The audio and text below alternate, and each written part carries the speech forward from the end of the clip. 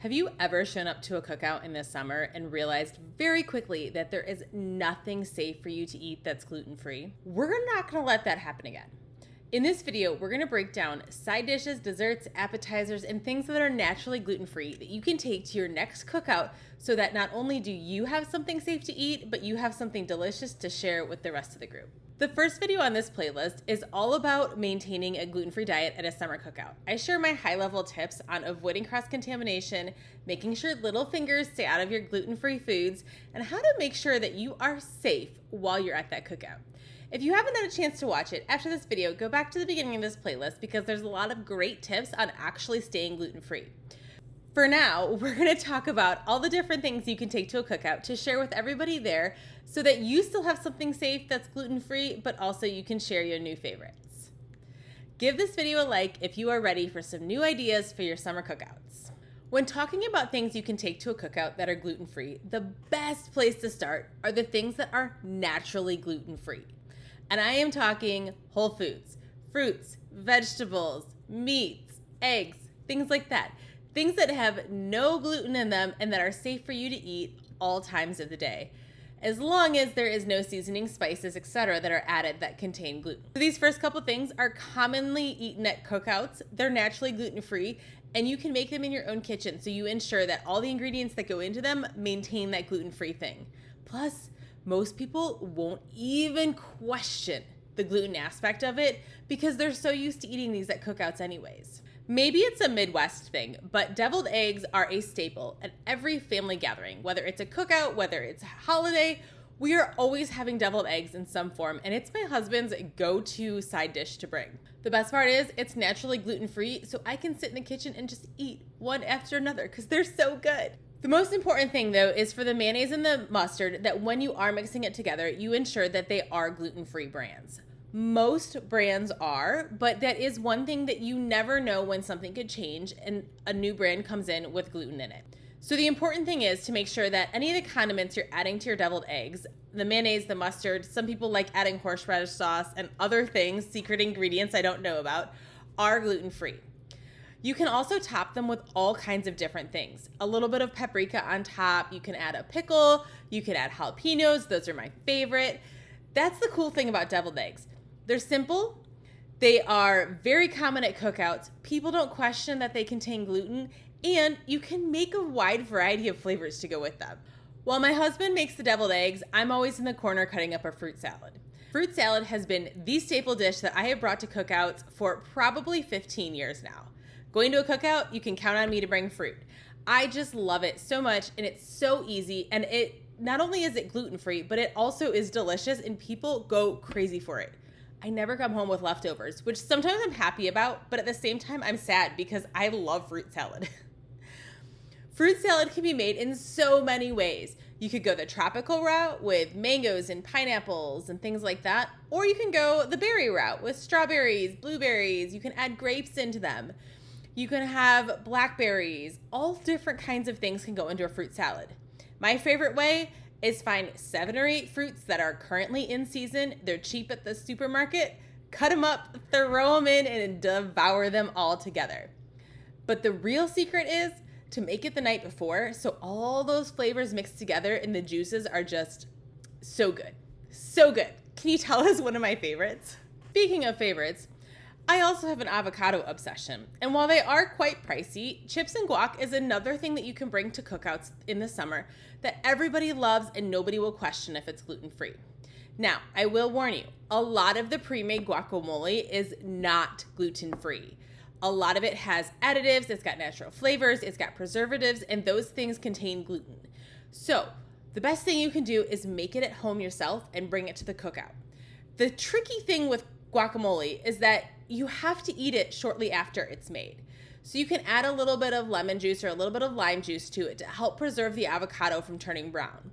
Even if it does turn brown, it still tastes great and there's nothing wrong with it. It just sometimes turns people off when you see the brown on the top. There's a great recipe for guacamole that I'm gonna link below in the description that you should really check out the next time you're going to a cookout. My only other piece of advice is watch the chips. Sometimes tortilla chips are made with flour tortillas instead of corn tortillas. That could throw things off because those are definitely not gluten-free. Quick tip, whatever side dish you do bring, make sure to add a note next to it that says gluten-free. This will help ensure that that dish stays gluten-free, or at least attempts to stay gluten-free. Like I mentioned in the first video in this playlist, there's no way to guarantee that little fingers aren't going to start touching things and spread crumbs of gluten, but if you add a little bit of a note and label the utensils, it will definitely help the adults keep things as safe as possible. Then there's the side dishes that come in the form of a salad. And I'm not talking your traditional lettuce salad. I'm talking potato salads and pasta salads. Again, maybe it's a Midwest thing, but I feel like both of those are staples at any summer cookout. But here's the thing. All of the pre-made ones at the grocery store, unless you have a really awesome grocery store that has great gluten-free stuff at the deli, are going to contain gluten. Potato salads is one of those things that there's so many different ways to make it and there's so many different ingredients, but the pre-made ones almost always, I don't think I've ever seen a gluten-free pre-made one, contain gluten. So the best bet is to make a potato salad from scratch. I know, it sounds like a lot and it is quite the process, especially if you're making the mayonnaise from scratch too, but there is something special about doing it from start to finish. So you really better love those people you're taking it to a cookout with. I have made potato salad a couple times before. It's a great dish to make, but again, it takes a lot to go from start to finish. You can absolutely make it gluten-free and people won't even notice that you took the gluten out because a potato salad is a potato salad and there are so many different flavors that come with it. It's just your twist on it. Give it a shot this summer because I promise you won't regret it, even if it takes you a lot of time in the kitchen. Then there's a pasta salad. This is the one that a lot of people come to me and say, man, I really wish I could eat pasta salad this summer at Cookouts. Well, the good news is you can. You can make your own pasta salad to bring to Cookouts, and you just need to use gluten-free noodles. Now I know, gluten-free noodles, they are a little bit different when it comes to eating them. They tend to get a little mushy, they tend to fall apart, but the secret is to undercook them just a little bit when you're going to be putting them in a pasta salad. So they should still be a little bit chewy when you're done with them. So by the time you get them out, you rinse them off, you get them in the dressings and you put them in the fridge. They are just the right texture to where they aren't gonna fall apart the second you put a spoon in them, but they still taste good. The best kind of pasta that I found for a pasta salad is a chickpea pasta. Brown rice pasta works great too, but that is one of those that tends to fall apart easier. However, as we all know, chickpeas are high in fiber, so you might want to tell people to limit how many times they go back for seconds and thirds and fourths of your pasta salad, because they might regret that later. Veggies are a great, naturally gluten-free thing that you can take as well. You could take a veggie tray from the store and then just choose not to eat the dressing that comes with it, or you can make your own veggie tray at home and make sure that the dressing you add in with it is a gluten-free dressing. Personally, I'm obsessed with the Primal Kitchen dressings, and they are all great when you dip vegetables in them. It makes for a different kind of veggie tray, and people get really excited to have things other than ranch, or at least I think they do. If you really want to take it up a notch with vegetables and have a fun new summer dish to take with you, corn on the cob. Now, it's not necessarily corn on the cob season until late July, at least here in the Midwest, but you could find corn on the cob depending on the time of the year, and you can get a dozen for probably $5 or $6, again, depending on the time of the year. Boil it up, cut them in half, and then wrap each piece in foil with a little bit of butter and herb salt. Not only is this going to be a really delicious, fun treat for people, but I know kids who will go back for seconds and thirds, especially when it comes to eating corn right off the cob. It's a cheap, easy side dish that you can take with you, and people will go crazy, especially if it's early in corn season and they haven't had their fix of fresh sweet corn yet. We can't talk about cookouts without talking about desserts. I mean, that's the best part, right?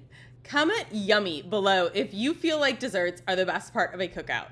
I don't think it's just me. This is one of those things that when people go gluten-free, they start to miss out on all the good things. The brownies, the cookies, the cakes, the different kinds of desserts that show up at a cookout. Most of them high in gluten. This is where it's your chance to come in and say, just kidding, we're gonna have some gluten-free fun and we're going to make it delicious. Brownies or cookie bars are the easiest way to go, especially with a pre-made mix. We keep on hand in our pantry at all times a cookie mix from GF Jewels.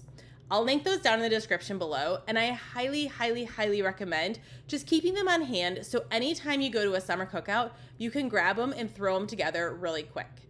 They take less than an hour to make, you're good to go, and you have a side dish that most people don't even realize is gluten-free. It was even approved by the people in my house who swear that gluten must be in everything. Another fun dessert to take to a summer cookout that takes a little bit more planning is a strawberry shortcake. If you can find an angel food cake that's gluten-free in your area, or you can make one at home, cutting up some strawberries, tossing in a tiny bit of sugar, not to overdo it, and then setting them next to each other at the table is a great way for people to enjoy a different type of summer dish. Strawberry shortcake is a favorite in this house, and anytime we have it, it feels like a special treat. It's really easy to do, and it always goes over well.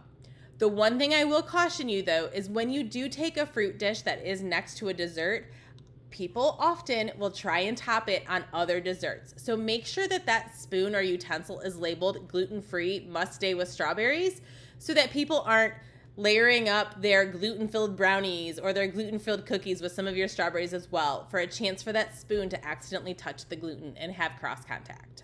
Speaking of strawberries, I have never heard anybody complain about chocolate-covered strawberries. That is another great dessert, and while you are having it in the heat and there's a chance it'll melt, throw an ice pack under the tray and it should keep it cool long enough for people to dig in and start eating. So now that you're feeling better about what to take to your next cookout, whether it be a side dish or a dessert, make sure to watch the next video in this series where we're going to talk all about the drinks that are safe to drink at a cookout. And I'm talking everything from pop, or is it soda? Tell me in the comments below, to alcoholic beverages. All of those things make a big difference, and it is important to watch out for gluten.